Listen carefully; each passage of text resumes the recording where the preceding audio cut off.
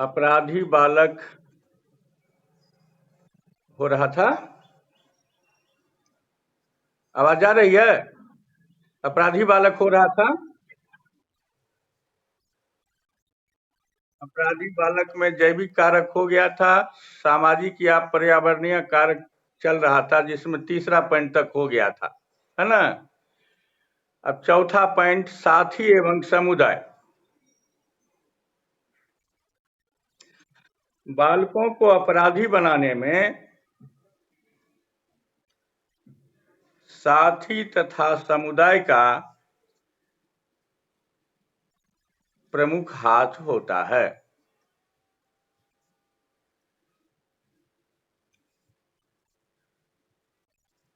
इसका प्रभाव उसके नैतिक आचरण पर विशेष रूप से पड़ता है।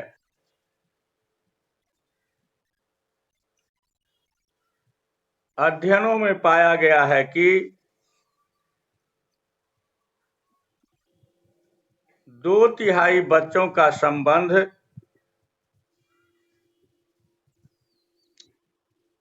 बुरे संगति से था।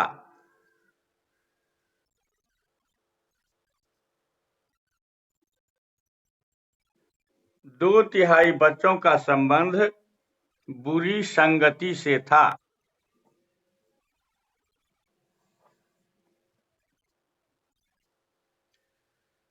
हम अपने दैनिक जीवन में प्रायः देखते हैं कि शराबी, जुआरी तथा पॉकेट मारों के साथ रहने वाले बच्चे भी वैसा ही बन जाते हैं।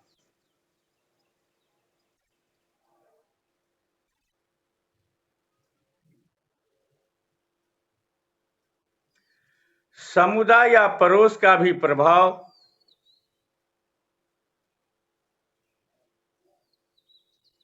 अपराध पर देखा गया है।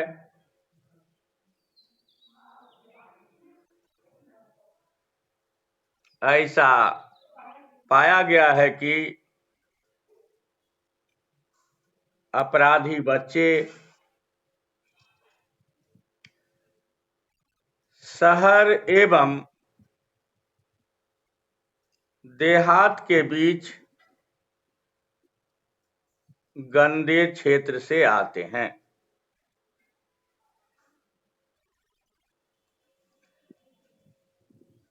अगर पड़ोस के रहने वाले बच्चे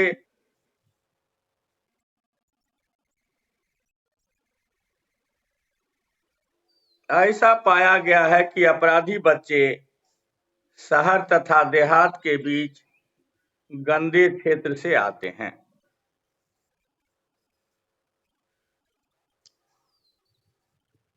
अगर पड़ोस में रहने वाले बच्चे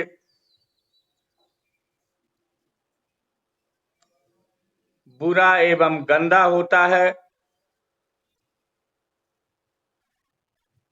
तो बच्चे भी वैसा ही बन जाते हैं।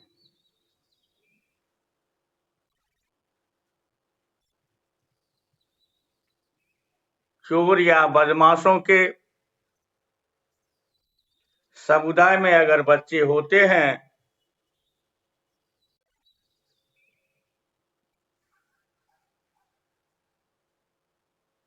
तो वे भी उससे प्रभावित हुए बिना नहीं रह पाते हैं।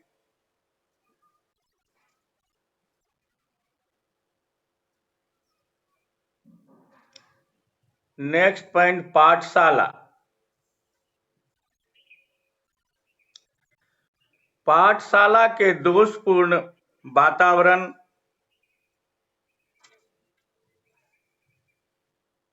एवं अनुशासन,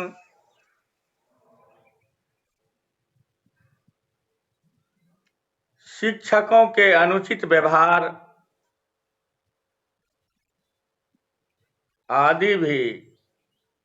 आदि से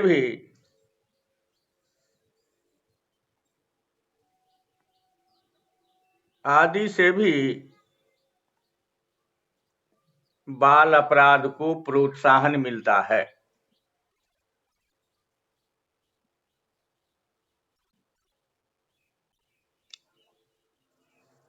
पाठशाला का अनुशासन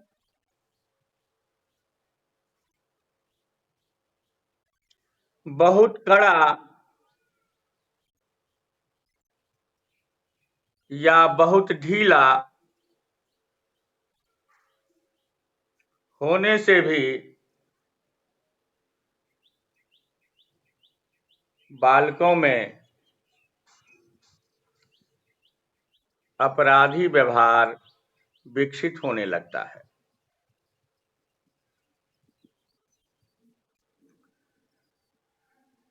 स्कूल से अनुपस्थित रहना,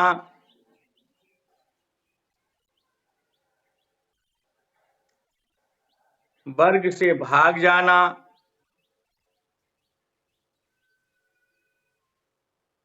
चोरी करना आदि सहज व्यवहार बालकों में देखे जा सकते हैं।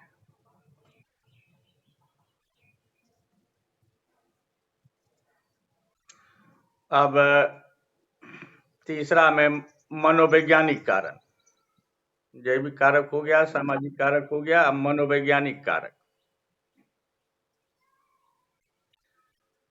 मनोवैज्ञानिक कारकों के अंतर्गत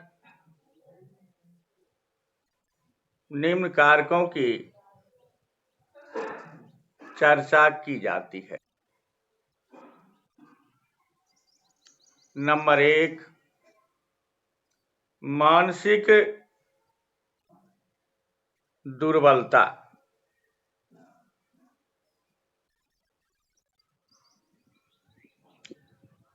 मनोवैज्ञानिकों ने मानसिक दुर्बलता या हीनता को अपराध का सबसे बड़ा कारण माना है।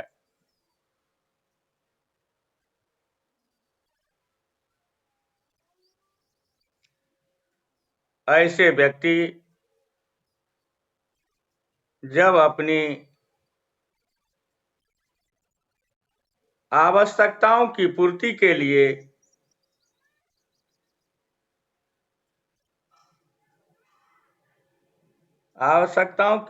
के लिए उचित साधन ढूंढने में असमर्थ होते हैं,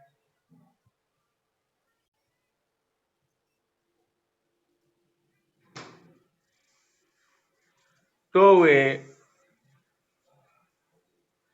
समाज के निर्धारित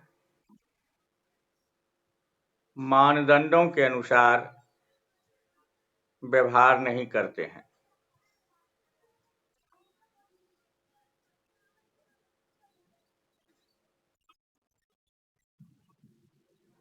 ऐसे व्यक्ति जब अपनी आवश्यकताओं की पूर्ति के लिए उचित साधन ढूंढने में असमर्थ रहते हैं, तो वे समाज के निर्धारित मानदंडों के अनुसार व्यवहार नहीं करते हैं और अनेक प्रकार के अपराध किया करते हैं।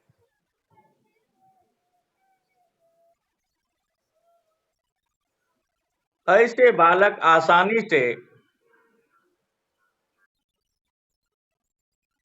दूसरों के बहकावे में आ जाते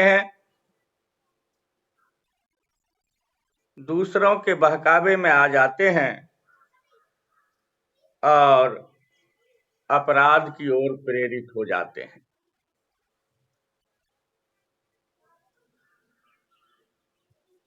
दूसरा पॉइंट मानसिक रोग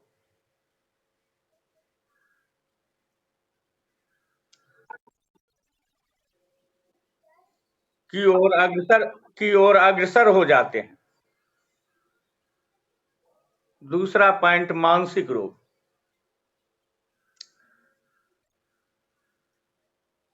मानसिक रोग भी बालकों को अपराधी बनाने में उत्तरदायी है। बाल अपराधी बनाने में उत्तरदायी है। मानसिक रोगों से ग्रस्त बालकों में रोगों से ग्रस्त बालकों में तनाव,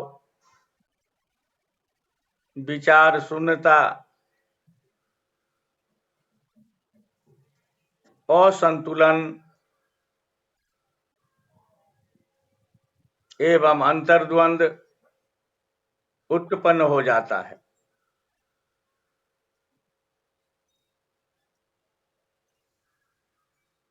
अंतर्द्वंद उत्पन्न हो जाता है। ऐसी दशा में वे नियंत्रण खो बैठते हैं।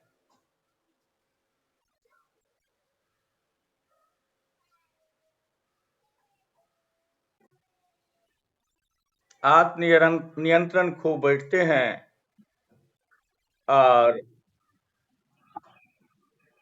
अपराध में संलग्न हो जाते हैं।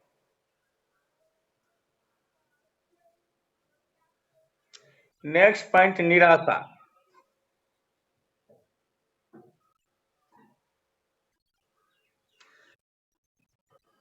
निराशा निरंतर निराश रहने वाला बालक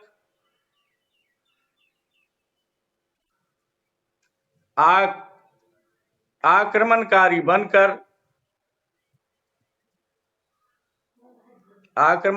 बनकर बाल अपराध का दोषी बन जाता है।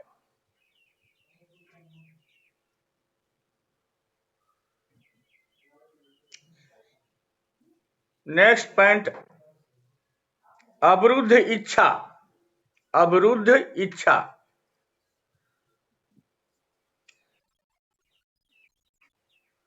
अवरुद्ध इच्छाओं की पूर्ति न होने के कारण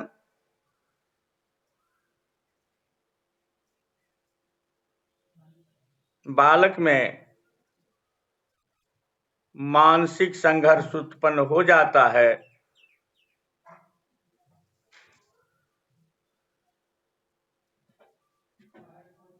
जो अनेक अपराधों का कारण बनता है।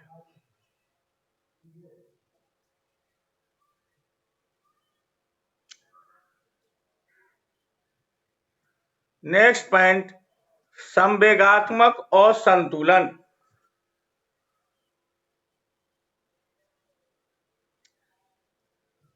संवेगात्मक असंतुलन बाल अपराध का प्रमुख कारण है।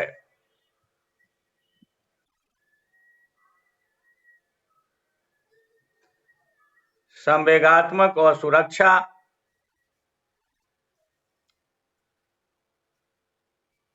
अपर्याप्तता, हीनता की भावना,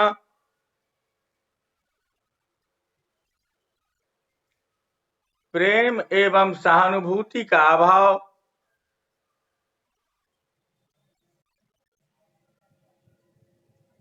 कठोर अनुशासन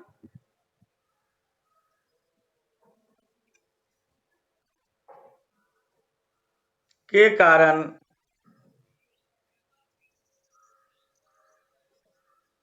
बालक उदंड कार्य करने लगता है।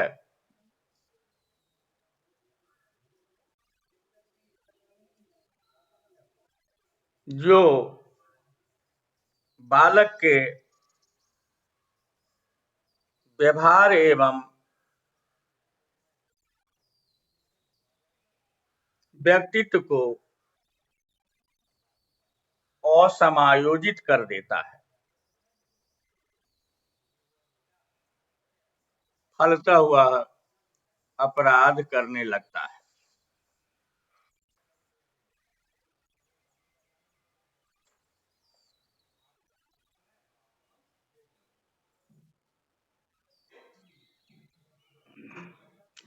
हो गया ये, समाप्त हो गया अपराधी बालक। अब दूसरा टॉपिक विकलांग बालक।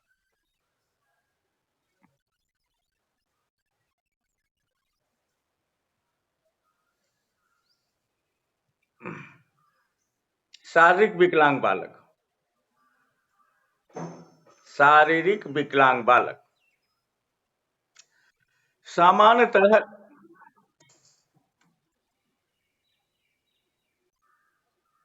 क्या बोले?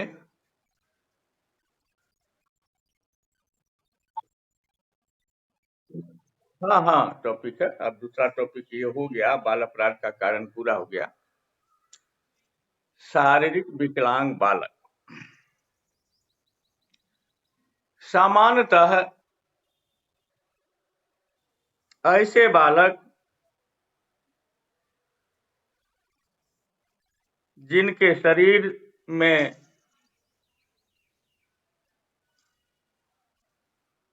ऐसी कोई कमी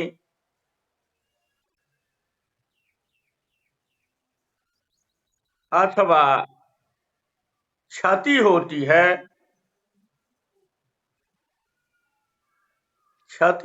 है, कि वे अपना कार्य सामान्य रूप से न कर सके,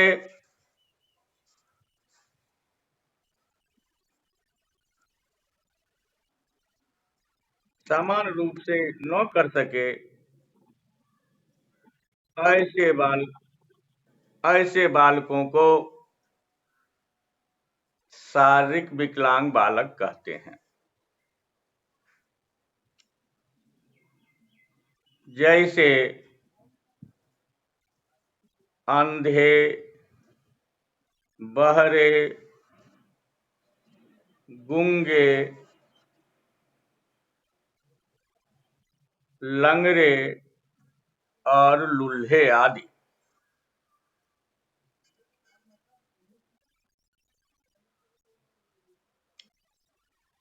परंतु लूल्हा जिसका हाथ में लूल होता है, हाथ हाथ हाथ पे लूल होता है, वही लूल्हा हुआ ना। सामान्य बात है। परंतु शिक्षा की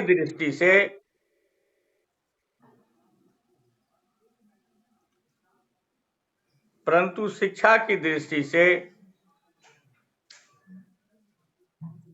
शारीरिक विकलांग बालकों की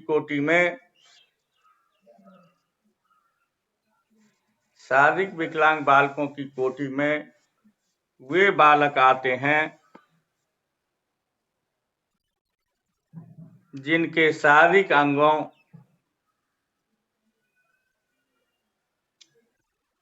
एवं ज्ञानेंद्रियों में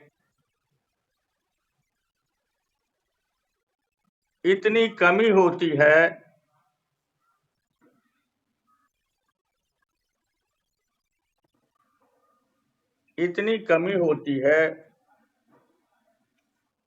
वे इतने क्षतिग्रस्त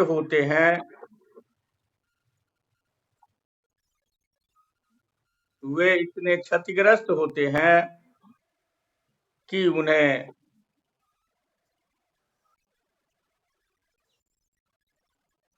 शिक्षा प्राप्त करने एवं समायोजन करने में विशेष कठिनाई होती है।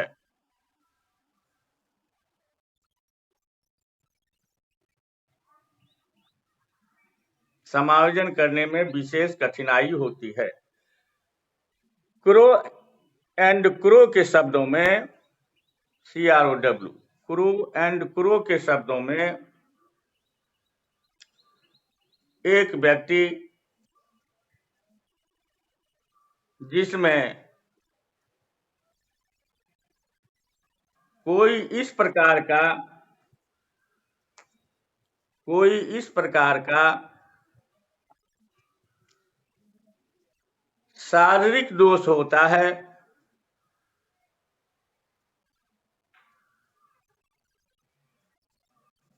जो किसी भी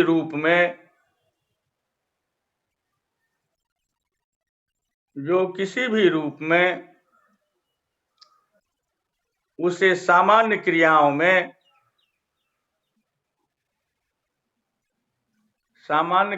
में भाग लेने से रोकता है या उसे सीमित रखता है, उसको हम शारीरिक विकलांग व्यक्ति कह सकते हैं।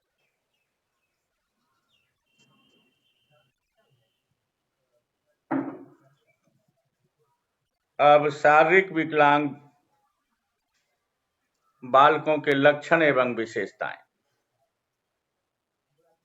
शारीरिक विकलांग बालकों के लक्षण एवं विशेषताएं। शारीरिक विकलांग बालकों में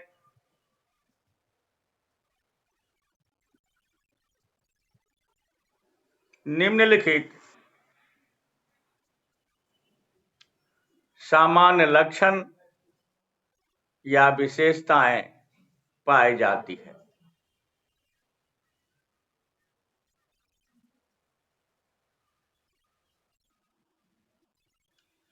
नंबर 1, शारीरिक विकलांग बालकों का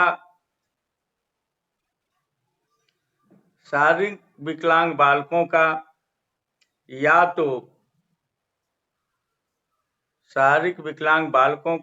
तो शरीर का कोई अंग कमजोर या क्षतिग्रस्त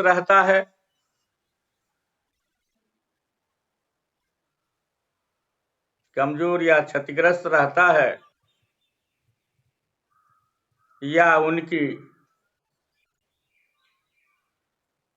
कोई ज्ञानेंद्रिय सही रूप में कार्य नहीं करती है।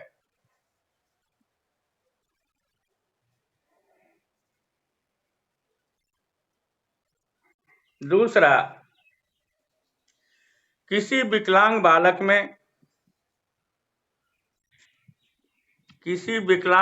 में एक से अधिक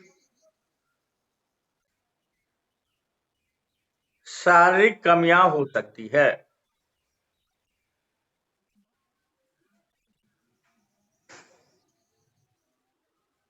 तीसरा, इनकी बुद्धि एवं मानसिक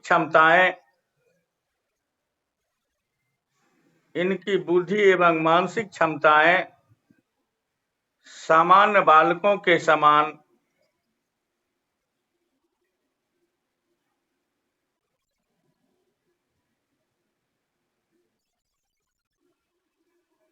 कम भी हो सकती है और अधिक भी हो सकती है।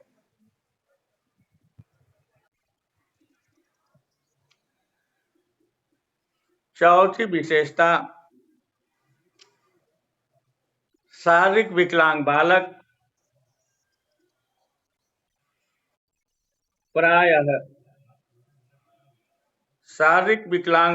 प्रायः बहुत संवेदनशील होते हैं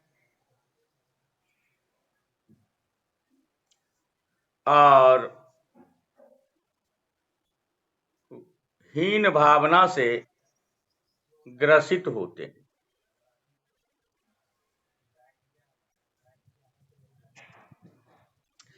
नेक्स्ट, इन्हें प्रायः समाज में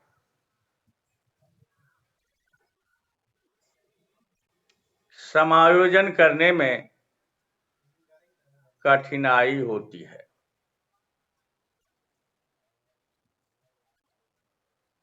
समायोजन करने में कठिनाई होती है। नेक्स्ट, शिक्षा द्वारा इनकी हीन भावना कम की जा सकती है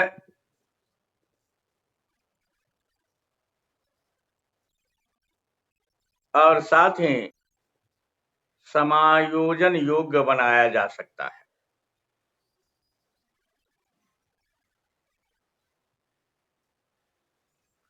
नेक्स्ट, समायोजन योग्य बनाया जा सकता है। समायोजन योग्य बनाया जा सकता है। नेक्स्ट, इन्हें इनकी शारीरिक क्षमता एवं योग्यता के अनुसार प्रशिक्षण देकर आत्मनिर्भर बनाया जा सकता है।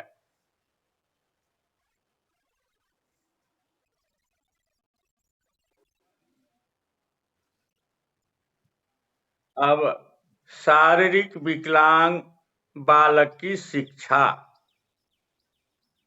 शारीरिक विकलांग बालक की शिक्षा।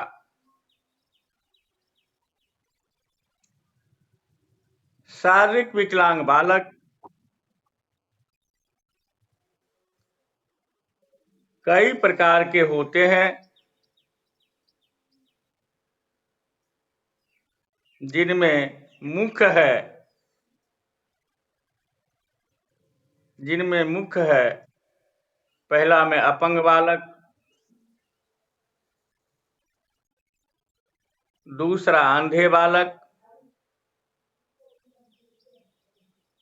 तीसरा बहरे बालक,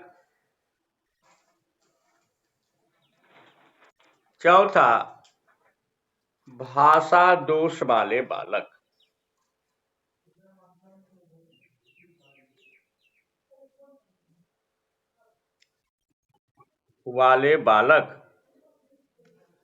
अब पहला में अपंग बालकों की शिक्षा। अपंग बालकों की शिक्षा।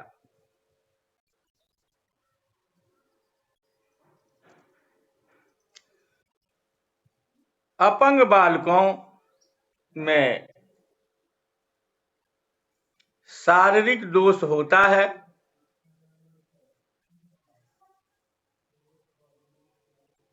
किंतु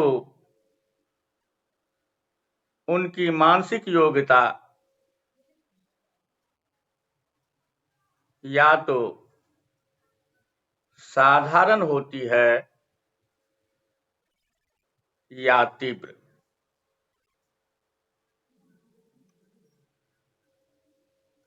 जरूरी नहीं है कि वे मंद बुद्धि के हों।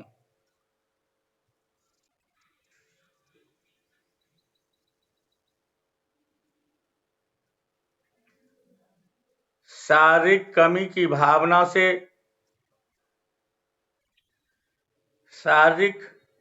भावना से उनमें हीनता के भाव उत्पन्न हो जाते हैं।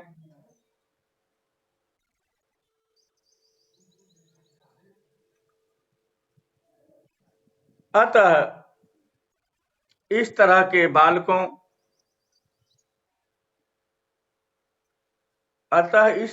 बालकों के समायोजन के लिए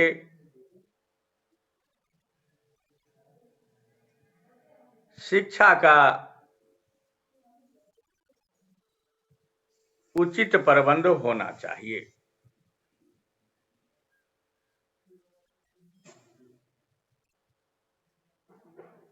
इस दिशा में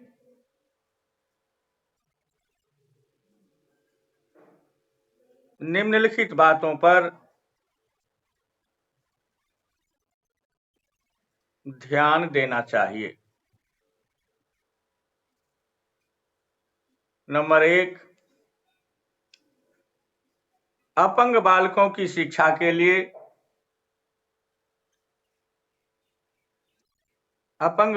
की शिक्षा के लिए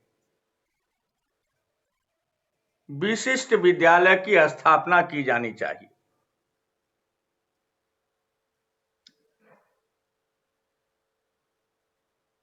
जिसमें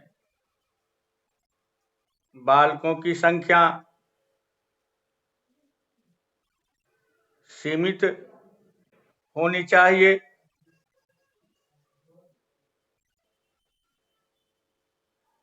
जिससे उसकी उचित सहायता की जा सके।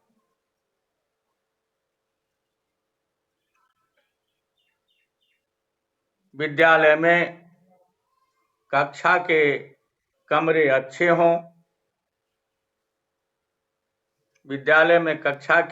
अच्छे हों, बैठने के लिए विशेष प्रकार की कुर्सी,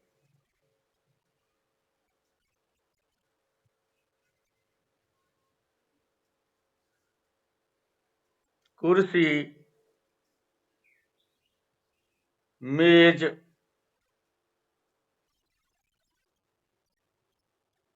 हों, ताकि वे आराम से बैठ सकें और शरीर में किसी तरह का कष्ट न हो।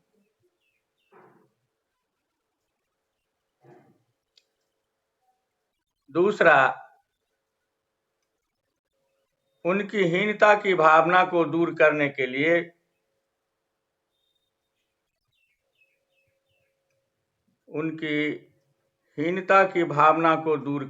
लिए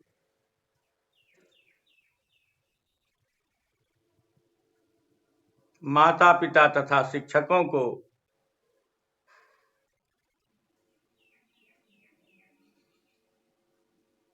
सदा सहानुभूति एवं सहयोगपूर्ण व्यवहार करना चाहिए।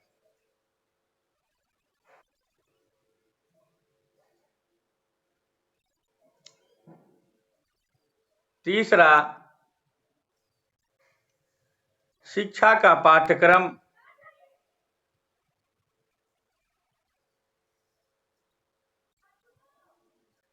साधारण तथा कम होना चाहिए।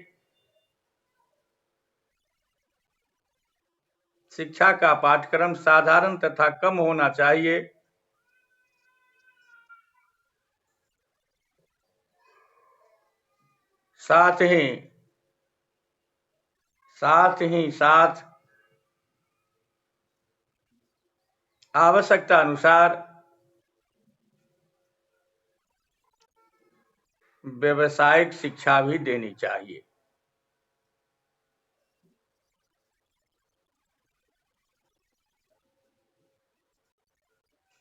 नेक्स्ट,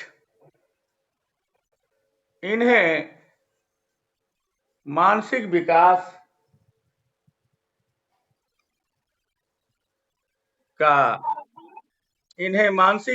का पूर्ण अवसर देना चाहिए।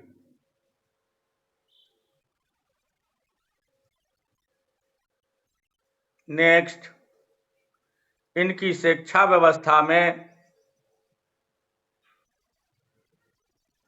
अभिभावकों,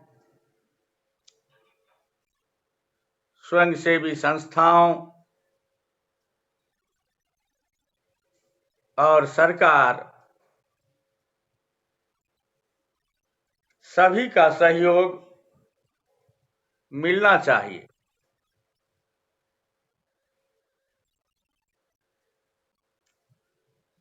हमारे देश में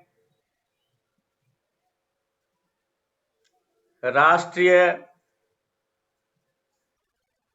अस्थि विकलांग संस्थान राष्ट्रीय अस्थि विकलांग संस्थान कोलकाता कोलकाता इस क्षेत्र में विशेष योगदान दे रहा है।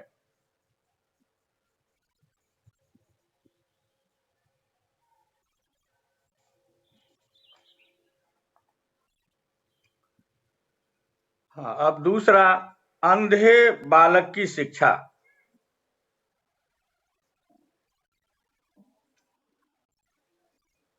अंधे बालक की शिक्षा।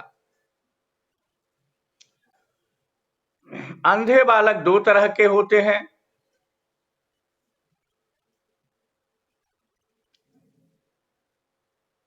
पूर्ण तथा आंशिक अंधे बालक। ये भी कर दीजिएगा, पूर्ण तथा आंशिक बालक, पूर्ण तथा आंशिक अंधे बालक।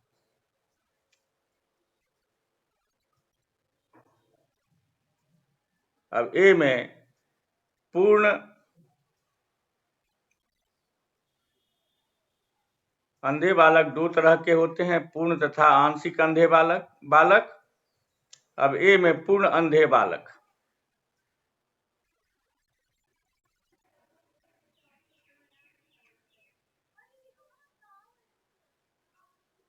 पूर्ण अंधे बालक की शिक्षा व्यवस्था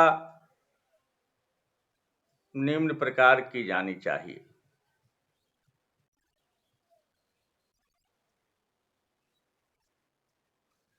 नंबर 1, पूर्ण अंधे बालक की शिक्षा का सबसे उत्तम पूर्ण अंधे बालक की शिक्षा का सबसे उत्तम एवं उपयोगी उपाय यह है कि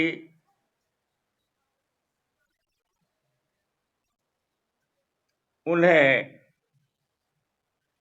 ब्रेल पद्धति से शिक्षा दी जाए। ब्रेल पद्धति से ब्रेल पद्धति से शिक्षा दी जाए। इसमें बालकों को ब्रेल पुस्तक, ब्रेल स्लेट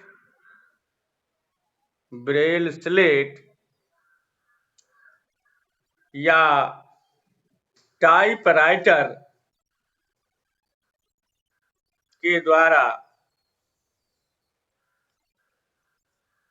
पढ़ना लिखना सिखाया जाता है।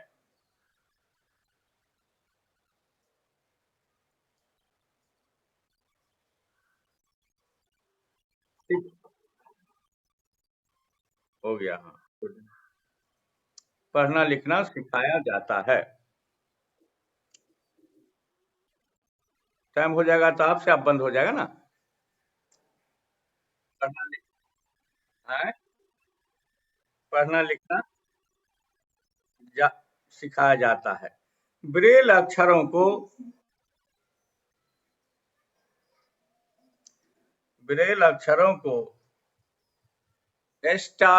स्टाइलिश छोटो संयुक्त आकार ई लहर शिकार सौ हो गए।